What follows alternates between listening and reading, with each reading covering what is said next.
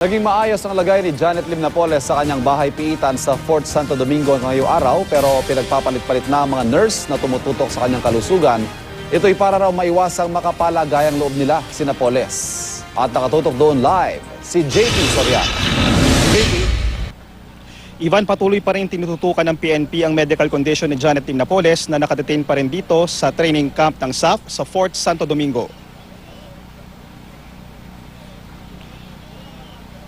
Sa huling medical update na inilabas ng PNP kay Janet Lim Napoles kaninang alas 8 ng umaga, 130/80 ang blood pressure ni Janet Napoles. Nasa 84 ang cardiac rate at nasa 130 ang kanyang blood sugar. Ayon sa isang doktor, maituturing na lagpas ng kaunti sa normal range ang level ng BP ni Napoles. Dahil dito, minomonitor ang mga inihahaing pagkain kay Mrs. Napoles.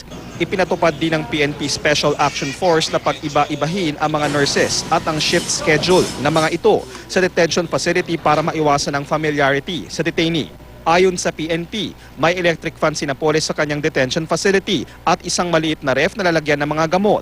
Kahapon, 5 ang bisitang dumalaw kay Mrs. Napoles, kabilang na ang kanyang asawa, 2 anak at 2 abogado. May dala silang pagkain. Nakuhanan pa naming tinutulungan sila ng SAF kagabi na ibaba ang mga pagkain. Ngayong araw, inaasahang may bisita ulit si Ginang Napoles na maaari raw dumating sa pagitan ng visiting hours na 1 p.m. hanggang 4 p.m. Tumanggi namang idetalye ng staff kung may paghahanda na ba silang ginagawa sa posibilidad na dito gawin sa Fort Santo Domingo ang court hearing ni Napoles na una nang sinabi ni DILG Secretary Mar Rojas na pinag-aaralan nila.